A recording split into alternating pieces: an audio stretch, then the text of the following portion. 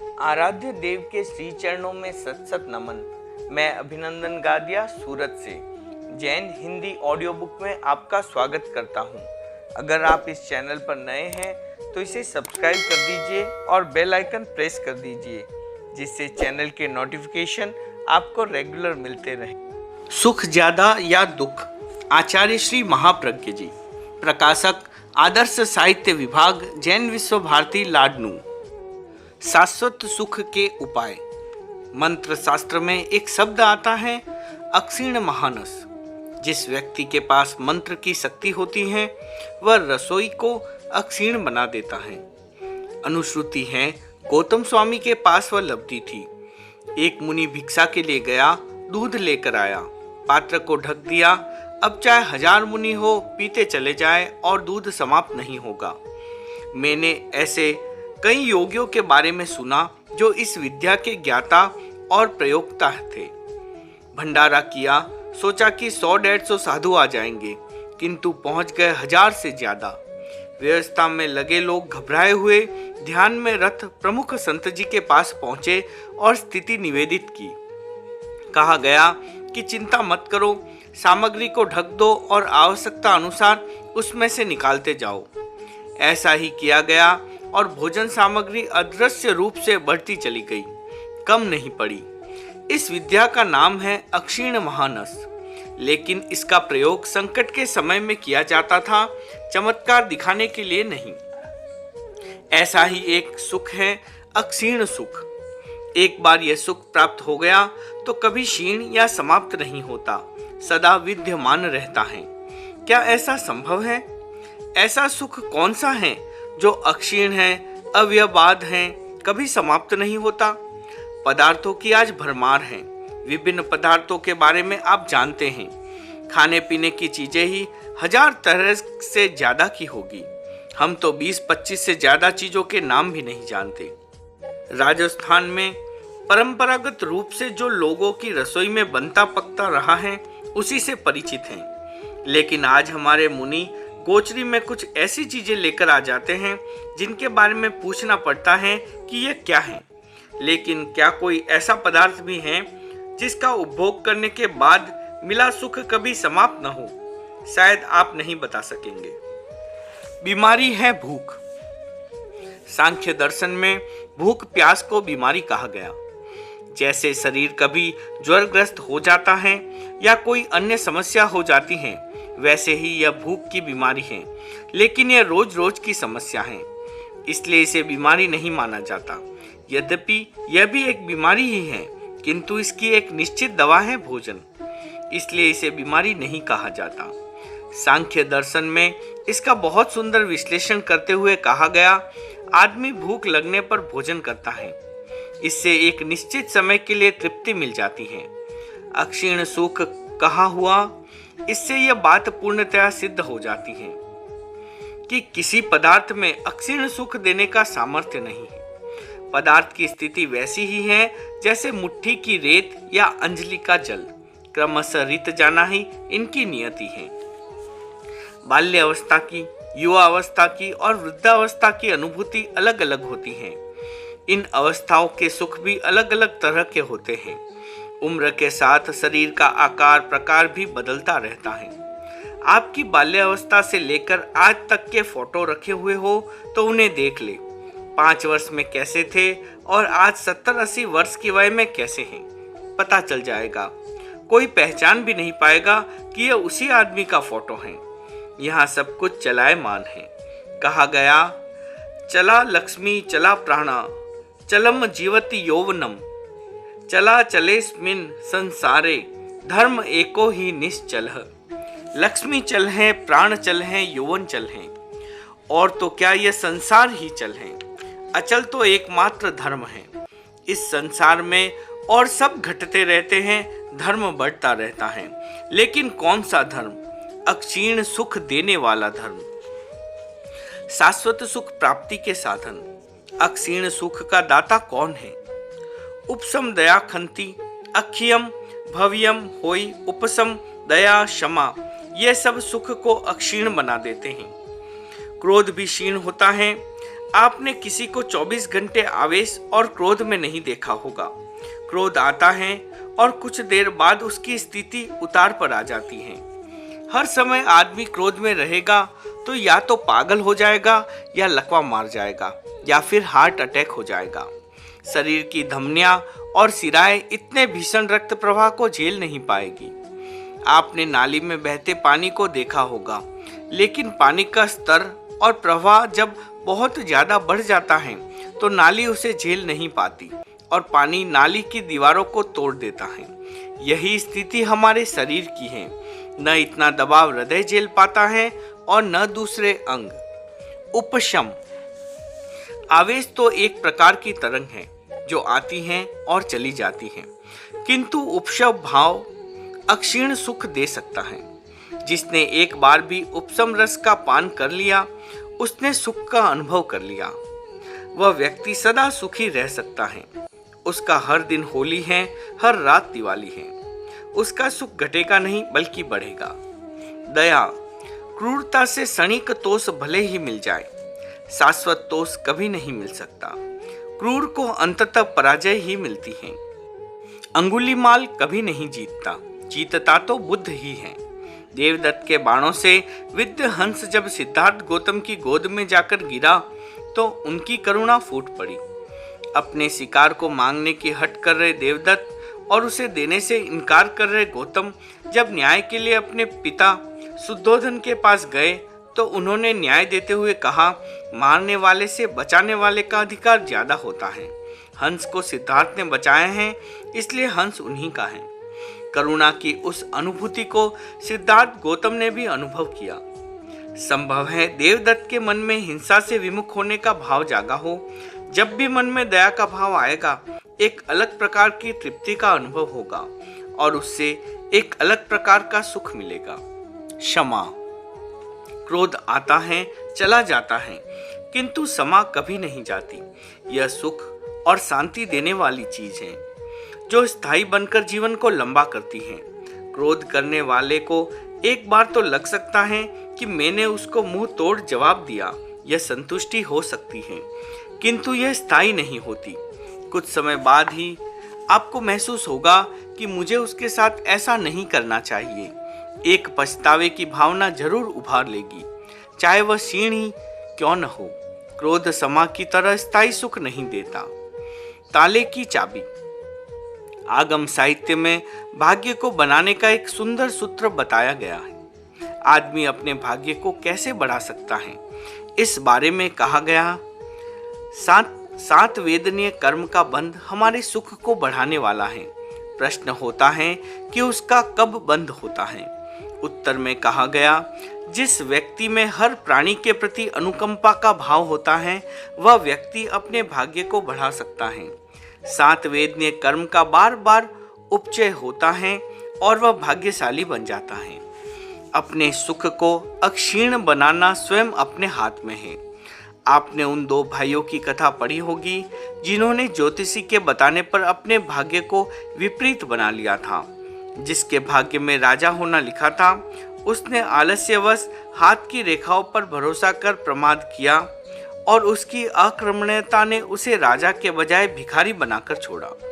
इसके विपरीत जिसके भाग्य में गरीबी भोगना बताया था उसने अपने संकल्प और पुरुषार्थ के द्वारा अपने भाग्य की लकीरों को बदल डाला और वह राजा बना। भाग्य का ताला खोलने की चाबी हमारे अपने हाथ में है। उपशम, क्षमा और करुणा की साधना को प्रखर बनाओ। कसायों को कम करो, भाग्य प्रखर हो जाएगा। दिन रात छलना प्रवंचना में लगे रहो तो बनता हुआ भाग्य भी रूठ जाएगा। अगर किसी को अक्षीण सुख का अनुभव करना है तो उसे उपरोक्त 3 विशेषताओं को अपने जीवन में स्थान देना होगा। उपशम को बढ़ाना होगा। बिना अक्षीण सुख की साधना किए कोई शाश्वत सुखी नहीं बन सकता। इसलिए एक चलाचल सुख की दुनिया में जीते हुए भी हम एक ऐसी साधना भी करें जो हमारे सुख को अचल रखे। यह साधना एकमात्र धर्म के द्वारा ही हो सकती है। सुख का यात्रा पथ। मेरे पास अनेक लोग आते हैं, उनमें से उनकी संख्या भी कम नहीं है जो तेरापंथी नहीं है, जैन नहीं है। अपना परिचय देते समय वे अपने पेशे के बारे में भी बताते हैं। कोई डॉक्टर होता है, कोई वकील, कोई इंजीनियर, कोई प्रशासनिक और कोई अधिकारी होते हैं। अर्थ प्रधान युग है जिसमें कमाई की ज़्यादा संभावना होती है, उस पेशे को लोग वरीयता देते हैं। प्रशासनिक अधिकारी होना कम रुतबे की बात नहीं है। जमींदारी और राजाशाही गई तो क्या हुआ, उनके वारिस दूसरे रूप में आ गए, पहचान बदली, रोल वही है। किसी भी बड़े अधिकारी के बंगले पर जाएं, गेट पर नेम प्लेट उनकी पोस्ट को दर्शाती मिलेगी। परिचय की जरूरत नहीं है। मेरे पास आने वाले किसी भी आदमी का आज तक इस रूप में परिचय नहीं दिया गया कि यह व्यक्ति आत्मज्ञ है, आत्मा के बारे में जानता है। सारा परिचय उसके पद का दिया जाता है, पेशे को दृष्टि में रखकर दिया जाता है। दूसरे शब्द में कहे तो पर का परिचय दिया जाता है। स्वयं के बारे में किसी को कोई दिलचस्पी नहीं है, दूसरों की खोजबीन में ज्यादा रुचि है। जब तक आदमी को स्व का बोध नहीं होता, अपने आप को नहीं जानता, तब तक वह स्वयं के लिए समस्या पैदा करता है और दूसरों के लिए भी समस्या बनता है। समस्या बहुल इस युग में समाधान खोजने का प्रयत्न करना चाहेंगे तो उसके लिए सबसे पहले अपना रास्ता बदलना पड़ेगा। मैं यह नहीं कहता कि पर ज्ञान व्यर्थ है। अनेकांत की दृष्टि से विचार करें तो पर ज्ञान भी जरूरी है, किंतु केवल दूसरों के बारे में ही जानकारी हो, अपने बारे में न हो तो समस्याएं घटती नहीं बल्कि बढ़ती हैं। सबसे बड़ी समस्या यही है कि आदमी को खुद की पहचान नहीं है। वह अपनी पहचान भी दूसरों से कराना चाहता है। वह पहचान भी उसके बाह्य रूप की है।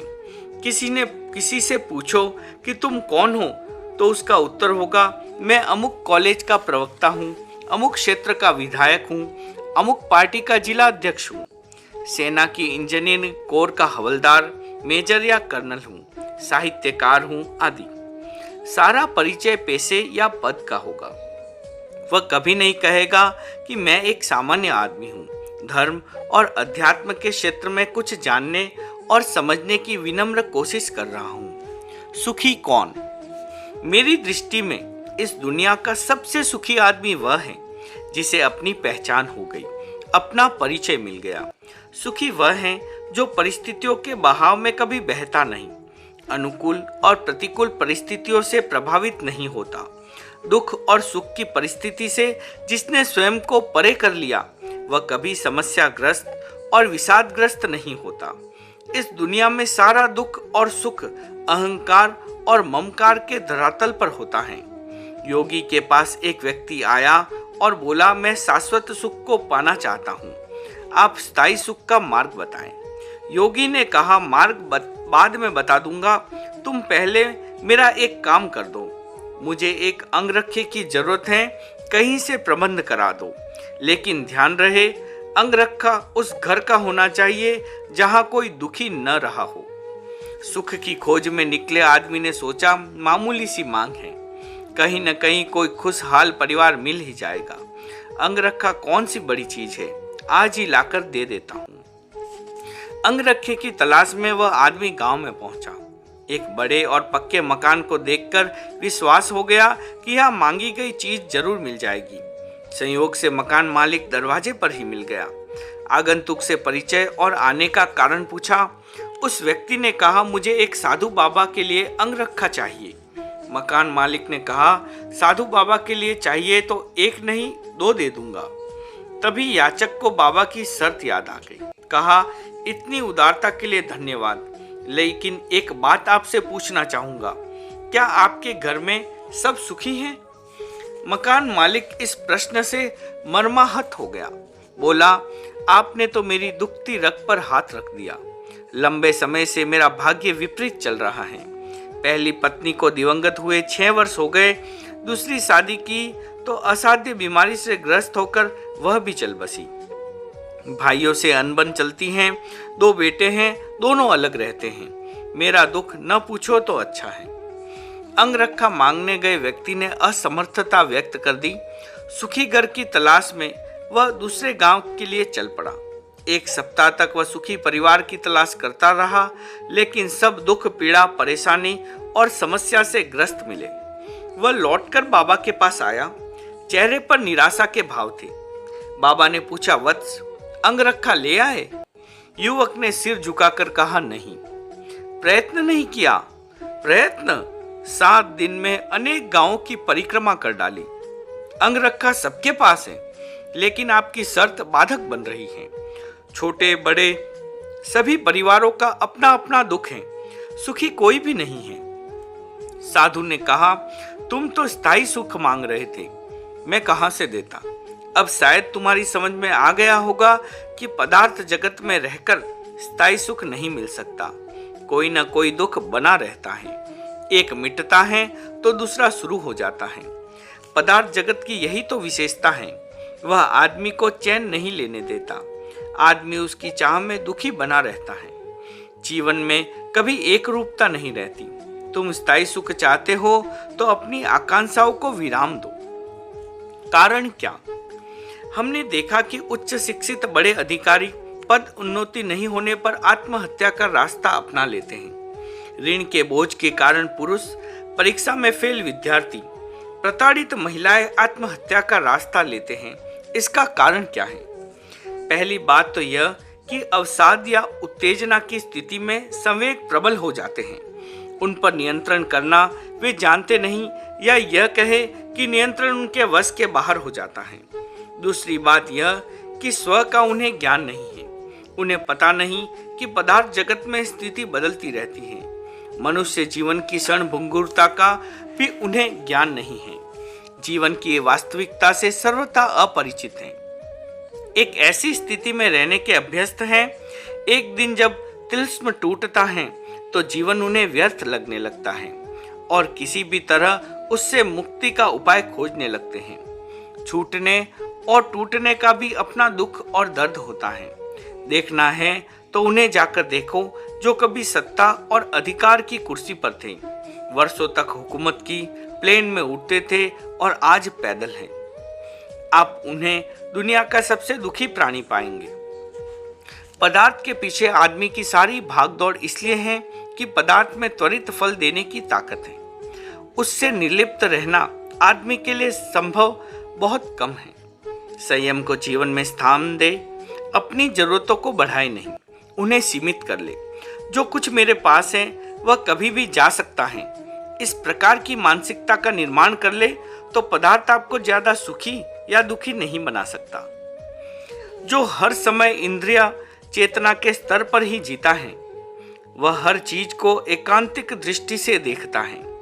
बसंत के बाद पतझड़ आने का उसे भान नहीं होता, या वह जानकर भी अनजान बना रहता है। पदार्थ जन्य सुख उसकी आंखों पर मोह का ऐसा पर्दा डाल देता है कि सच्चाई उसकी आंखों से ओझल हो जाती है। आंख तब खुलती है जब परिस्थिति बदल जाती है। व्यक्ति अभाव के दुख को झेलने में असमर्थ हो जाता है। शेयर मार्केट रोज कितने ही लोगों को सुखी या दुखी बनाता है। इस धंधे में जो हैं, उनका जीवन उतार चढ़ाव से भरा होता है। एक ही दिन में अरबपति और एक ही दिन में कंगाल बन जाने की संभावना रहती है। यदि वे अनेकांत की दृष्टि अपनाएं और पदार्थ की प्रकृति से परिचित हो जाए तो निराशा और अवसाद की स्थिति से बच सकते हैं। स्थायी सुख के लिए स्व का बोध होना बहुत आवश्यक है। पदार्थ की बहुलता, धन दौलत का नशा व्यक्ति के स्वभाव और प्रकृति में अप्रत्याशित रूप में परिवर्तन ला देता है। स्नेह, अपनत्व, सहयोग और सहकार की भावना धीरे धीरे विलुप्त हो जाती है और स्वार्थ, क्रूरता, हृदयहीनता, दर्प की भावनाएं बलवती होने लगती हैं। आदमी का आचार और व्यवहार बदल जाता है। बहुत विचित्र है आदमी की प्रकृति। पदार्थ इसे बहुत चंचल बना देता है। समाज में ऐसे बहुत से आदमी आपको मिलेंगे जो पहले मिलनसार, सहयोगी और सरल भाव के थे, किंतु पैसा आया, करोड़ों के मालिक बने तो उसके साथ साथ उनका स्वभाव भी बदल गया। ऐसे लोग भी मिलेंगे जो पहले उग्र स्वभाव के थे, किंतु हालात से समझौता करते हुए उन्होंने अपनी प्रकृति बदल दी। चाबी हाथ में। दुनिया में दुख है, यह सत्य है, किंतु यह भी सत्य है कि इस भौतिकवादी दुनिया में स्थायी सुख भी नहीं है। इसलिए स्थाई की बात तो किसी को सोचनी ही नहीं चाहिए। स्थाई की बात उसी स्थिति में सोची जानी चाहिए जब स्व को जानने और समझने का संकल्प जागे। स्थायी परिणति का यही एकमात्र रास्ता है। चाबी अपने हाथ में है, किसी दूसरे के सहारे की जरूरत नहीं। अपनी दृष्टि ही अपनी सृष्टि का निर्माण करती है। अपनी दृष्टि को सम्यक बनाए तो दुख रहित जीवन जिया जा सकता है।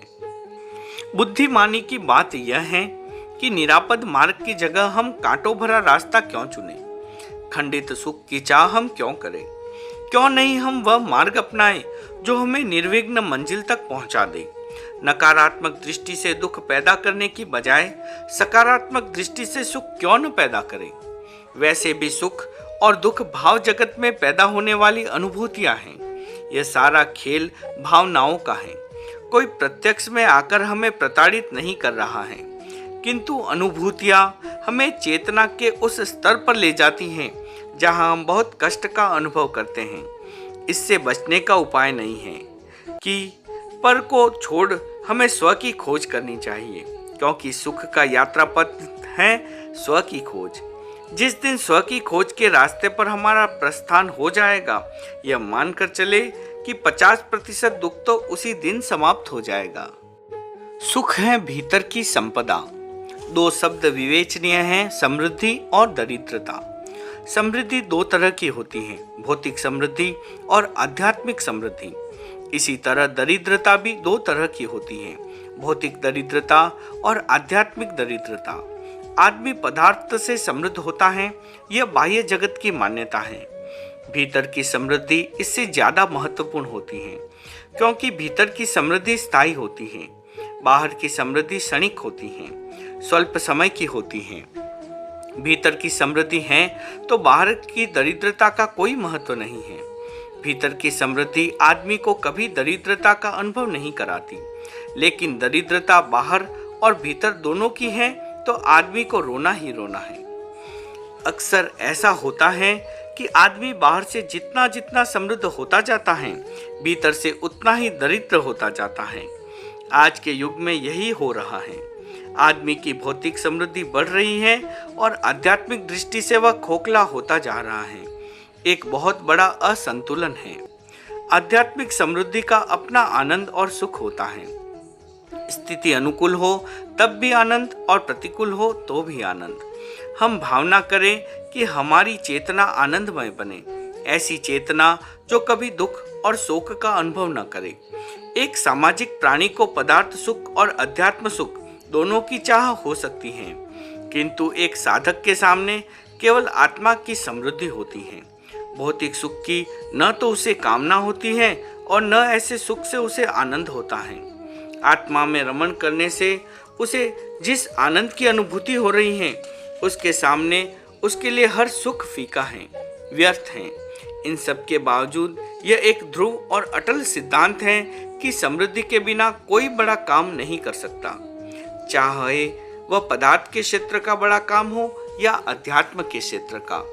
विपन्न आदमी कभी कोई बड़ा काम नहीं कर सकता।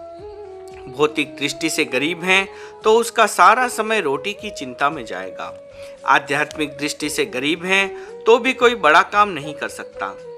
इस धरती पर पैदा हुए महान लोग न तो भौतिक दृष्टि से समृद्ध थे और न ही आध्यात्मिक दृष्टि से गरीब। ज्यादा संख्या उन लोगों की है जो आध्यात्मिक दृष्टि से समृद्ध थे। भीतर की अमीरी ने उससे ऐसे काम करवाए कि वे सारी दुनिया में विख्यात हो गए। अक्ल और दौलत। एक कहावत है, एक आदमी अपनी अकल से दौलतमंद बन सकता है, किंतु एक दौलतमंद अपनी दौलत से अकलमंद नहीं बन सकता। ठीक इसी तर्ज पर कहा जा सकता है कि अध्यात्म से समृद्ध आदमी अपनी आत्मिक संपन्नता से भौतिक दृष्टि से भी समृद्ध बन सकता है, किंतु पदार्थ या धन से संपन्न आदमी आत्मसंपन्न नहीं बन सकता। एक विद्वान किंतु गरीब कवि राजा के दरबार में गया। पता नहीं विद्या के साथ क्यों यह अभिशाप जुड़ा हुआ है कि विद्या और लक्ष्मी साथ साथ नहीं रह सकती। प्राचीन काल में विद्वानों ने बड़ी विपन्नता झेली है। आज तो वैसी बात नहीं है। आज कॉलेज के प्रवक्ता और यूनिवर्सिटी के प्रोफेसर अच्छा वेतन पाते हैं, उनके पास बंगला और मोटर कारें हैं। लेकिन 100 वर्ष पहले आज जैसी स्थिति नहीं थी। कवि, लेखक, विद्वान बहुत गरीब हुआ करते थे। ऐसे में उनका एकमात्र आश्रय होता था राज दरबार। वह कवि राजमहल में पहुंचा और वहां प्रहरियों को राजा के मौसेरे भाई के रूप में अपना परिचय दिया। प्रहरियों ने राजा तक ये बात पहुंचा दी कि आपके मौसेरे भाई आए हैं और आपसे मिलना चाहते हैं। राजा ये समाचार सुनकर चौंक पड़ा। मेरे तो कोई मौसी ही नहीं है, फिर मौसेरा भाई कहाँ से आ गया? फिर भी उसने कुतूहलवश उसे मिलने की इजाजत दे दी। वह व्यक्ति राजा के सामने जैसे ही आया, राजा ने उससे प्रश्न किया, मैं तुम्हें पहचानता नहीं और तुम मेरे साथ रिश्ता बता रहे हो, बात क्या है? आगंतुक बोला, आप न पहचाने तो मैं क्या कर सकता हूँ, लेकिन मैंने जो कहा वह पूर्णतः सत्य है। मैं आपका मौसेरा भाई ही हूँ। मैं स्वयं अपना परिचय दे देता हूँ। इतना कहकर उस कवि ने राजा को संबोधित कर एक श्लोक उच्चारित किया। मेरी माँ का नाम है आपदा और आपकी माँ का नाम है संपदा। आपदा और संपदा दोनों सगी बहनें हैं। इस बात को आप ही नहीं, सब जानते हैं। आप बताएं कि इस रिश्ते से आप मेरे मौसेरे भाई हैं या नहीं? आंख खुल गई। राजा उसकी बुद्धिमत्ता और चातुर्यपूर्ण उत्तर से बहुत प्रभावित हुआ। उसने कवि की विपन्नता को दूर कर दिया। अपनी गरीबी से तंग एक विद्वान ने मन में चोरी करने का विचार आया। सोचा, जब यही कर्म करना है तो छोटे मोटे गृहस्थ के घर में चोरी करने के बजाय राजमहल में ही क्यों न चोरी करूं। ऐसा निश्चय कर घनी अंधेरी रात में वह राजमहल की ओर चल पड़ा। राजमहल के प्रवेश द्वार पर पहुंचते ही प्रहरियों ने रोका और आवाज लगाई, कौन? विद्वान में सत्य बोलने के संस्कार प्रगाढ़ थे। उसने बेखौफ उत्तर दे दिया, मैं चोर हूं। प्रहरियों ने सोचा राजमहल का कोई कर्मचारी है, पूछने पर व्यंग में स्वयं को चोर बता रहा है। चोर होता तो इतनी निर्भीकता से उत्तर न देता। प्रहरियों ने कहा, चिढ़ते क्यों हो भाई, हमारी तो ड्यूटी है, हर आने जाने वाले से पूछना पड़ता है। यह कहकर द्वार खोल दिया। अपनी निर्भयता और भाग्य से चोर राजा के अंतःपुर तक पहुंच गया। देखा राजा सैया पर सुख से सो रहा है। इधर उसका पहुंचना हुआ और उधर राजा की स्वप्न यात्रा शुरू हो गई। राजा भी विद्वान आदमी था। अपने ऐश्वर्य और वैभव का चित्रण वह नींद में एक श्लोक के माध्यम से करने लगा। मेरा अंतःपुर कितना सुंदर है, मेरे स्वजन भी कितने अनुकूल हैं, मेरे बंधु बांधु बहुत नेक और अच्छे हैं, मेरा सेवक और भृत्यवर्ग अत्यंत प्रेम, विश्वास और श्रद्धा के साथ मेरी सेवा करता है। मेरे पास चतुरंगिनी सेना है, जिसमें गज सेना के हाथियों की धवल दंत पंक्ति मेघाच्छित आकाश में बिजली जैसी कौंध रही है। वे हाथी जब चिंघाड़ते हैं तो बादल की घोर गर्जन जैसी ध्वनि होती है। मेरी अश्व सेना के चंचल तुरंग कसी हुई वल्गा को मुंह से चबाते हुए पवन वेग से पड़ जाने को आतुर हैं। इसके बाद राजा अटक गया। अब तक वह श्लोक के 3 चरण पूरे कर चुका था। चौथे चरण पर विचारों का प्रवाह थम गया या राजा को सूझ नहीं रहा कि वह क्या कहे। चोरी के इरादे से गया वह संस्कृत विद्वान शयन कक्ष के कोने में दुबका राजा का स्वप्न आलाप बड़े ध्यान से सुन रहा था। चौथे चरण पर राजा की चुप्पी उसे असह्य लगी। उससे रहा नहीं गया और वह बोल पड़ा, मेरे पास सब कुछ है, किंतु जिस दिन ये आंख बंद होगी सब कुछ छूट जाएगा, मेरे पास कुछ भी नहीं रहेगा। इतना सुनना था कि राजा की आंख खुल गई। यह वाक्य सुनते ही उसका सारा गर्व चूर चूर हो गया। तभी उसे ध्यान आया, मेरे कक्ष में कोई दूसरा भी है। प्रहरियों को आवाज दी, कक्ष में उजाला हुआ और चोर के रूप में कक्ष में घुसा हुआ वह विद्वान तुरंत कैद कर लिया गया। दिन में दरबार जुड़ा। सारे राज्य में मुनादी करवा दी गई कि राजमहल में अनधिकृत प्रवेश करने वाले एक चोर को आज भरे दरबार में दंडित किया जाएगा। तब की न्यायिक प्रक्रिया आज की तरह इतनी दीर्घकालिक और विलंबित नहीं होती थी। तुरंत फुरत फैसला होता था। हथकड़ी बेड़ी में आबद्ध उस चोर को भरे दरबार में राजा के समक्ष उपस्थित किया गया। मुख्य दंड अधिकारी ने पूछा, बिना अनुमति तुमने राजमहल में प्रवेश क्यों किया? चोरी करने के उद्देश्य से विद्वान ने निर्भीकता से उत्तर दिया। जहां इस बात को अच्छी तरह से समझ लेना है कि समाज व्यवस्था और राज्य व्यवस्था अगर अच्छी नहीं है तो बौद्धिक व्यक्ति को भी चोरी जैसा कृत्य करने को विवश होना पड़ता है। इतिहास साक्षी है कि राज्य की व्यवस्था गड़बड़ होने पर राजाओं के महल लूट लिए गए, राजा का तख्ता पलट कर दिया गया।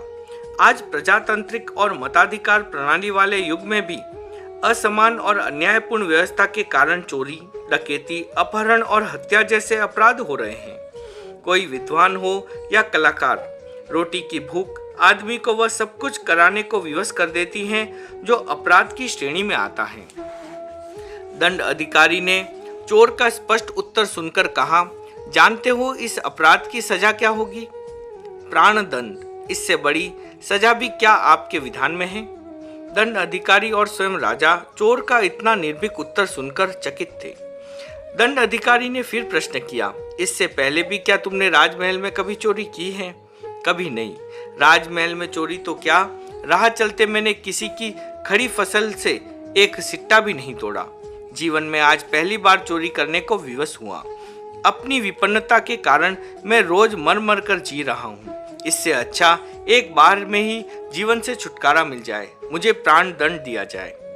मंत्री, राजा और प्रजा सभी ने आज एक अद्भुत चोर देखा जो स्वयं के लिए मृत्यु दंड की सजा मांग रहा था। अभी तुमने अपनी व्यवस्था की बात कही, तुम्हारे सामने कौन सी व्यवस्था थी? दंड अधिकारी ने एक और प्रश्न किया। मैं विद्वत क्रम से अपना जीवन निर्वाह करने वाला ब्राह्मण हूँ। जीवन निर्वाह के साधनों को जुटाने में असमर्थ हो गया तो चोरी करने का विचार आया। किसी सामान्य घर में चोरी करने से मुझे क्या मिलता? ज्यादा से ज्यादा कुछ मुद्राएं, लोहे, पीतल या तांबे के कुछ बर्तन अथवा 20-30 सेर धान्य या अनाज। मैंने अपनी दरिद्रता को हमेशा के लिए दूर करने के उद्देश्य से राजा के महल में चोरी करने का निश्चय किया। मेरे भाग्य ने मुझे राजमहल में प्रवेश तो करवा दिया, किंतु अपने काव्य अनुराग के कारण मैं अपने उद्देश्य में विफल हो गया। भाग्य का कैसा विचित्र खेल कि जिस विद्या प्रेम को मैंने अपने जीवन का साध्य बनाया, उसी विद्या प्रेम ने मुझे कंगाल की स्थिति में रखा और आज एक बार फिर उसने मेरे साथ दगा किया। राजा को विचारों के अंतर्द्वंद में फंसा देख और अधूरी काव्य पंक्तियों को पूरा करने में हो रही असुविधा और कठिनाइयों को देख मुझसे रहा नहीं गया और मैंने अधूरी काव्य पंक्ति पूरी कर दी। मैंने अपनी स्थिति स्पष्ट कर दी, लेकिन इस सब का अब क्या अर्थ और औचित्य? मेरा चौर्य कर्म प्रमाणित हो गया है, उसके लिए मुझे प्राण दंड दिया जाए। यह कहकर चोर के रूप में दोषी बनकर खड़ा वह विद्वान मौन हो गया। चोर की स्पष्टोक्ति सुनकर कुछ देर के लिए सब मौन हो गए। तभी राजा की धीर गंभीर आवाज गूंजी, तुम्हारी विद्वता और काव्य अनुराग से मैं प्रसन्न हूँ।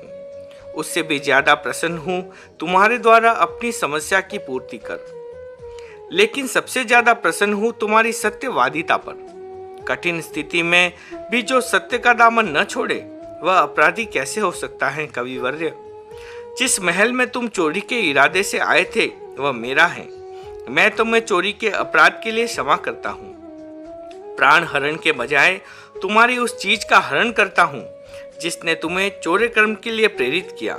मंत्री जी, कवि को राजकोष से इतना धन दिया जाए कि उन्हें किसी से कुछ मांगने की आवश्यकता ही न रहे। यह थी प्राचीन समय की न्याय प्रणाली और व्यवस्था।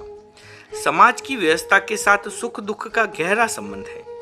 वे विकास कैसे कर सकते हैं जिन्हें न तो शिक्षा का अवसर मिलता है न बौद्धिक लोगों की संगति मिलती है।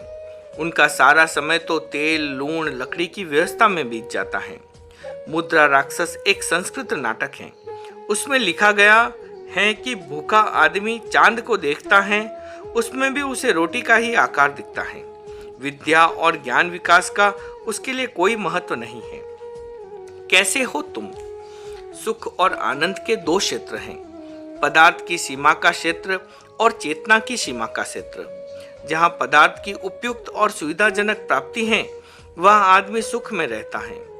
बोलचाल की भाषा में कोई किसी से पूछता है कैसे हो तो जवाब मिलता है मजे में हूँ। साधक से ये प्रश्न पूछा जाए तो वह भी कहेगा कि आनंद में हूँ। चेतना के परिपार्श्व में रहने वालों के लिए हर समय आनंद ही आनंद होता है।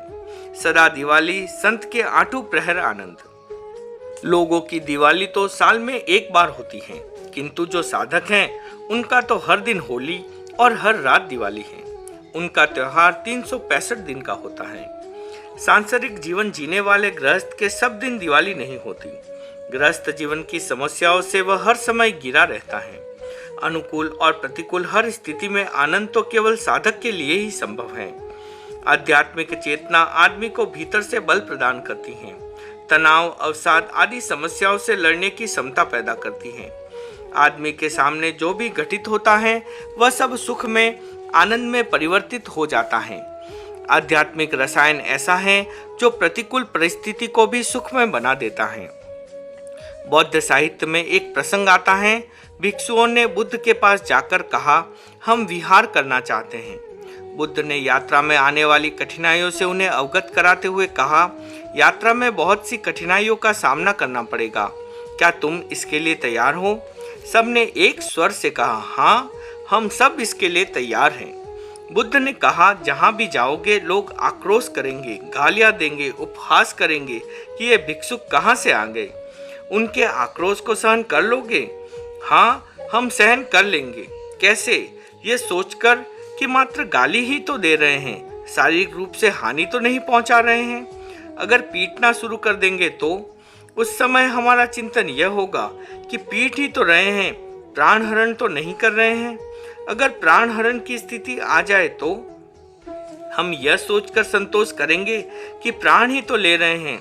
तथागत बुद्ध का दिखाया धर्म और मेरी आत्मा तो मेरे पास है। ये जो कर रहे हैं सब बाल सुलभ चेष्टाएं हैं। हमारे मन में उनके प्रति कोई अन्यथा भाव नहीं आएगा। बुद्ध ने समझ लिया कि भिक्षुकों ने साधना में काफी प्रगति कर ली है। उन्होंने उनको यात्रा की स्वीकृति दे दी। दृष्टिकोण जब सकारात्मक बन जाता है तो दुख, शोभ, हताशा, दैन्य कुछ भी नहीं रह जाता। चित्त और मन आनंद तथा प्रसन्नता से परिपूर्ण रहता है। दुख और शोक उपजता है नेगेटिव थिंकिंग से। साधना के द्वारा हम अपने दृष्टिकोण को सकारात्मक बनाएं। चेतना पर नकारात्मक भावों की जंग न लगने दें, उस पर आवरण न आने दें। ध्यान के द्वारा, मंत्र जप के द्वारा चेतना को भी निर्मल बनाते रहें, साफ करते रहें। अगर ऐसा होता है तो जीवन में कभी दुख और दैन्य नहीं आएगा। जीवन पूर्ण समाधि और आनंद के साथ बीतेगा। ओम अरहम।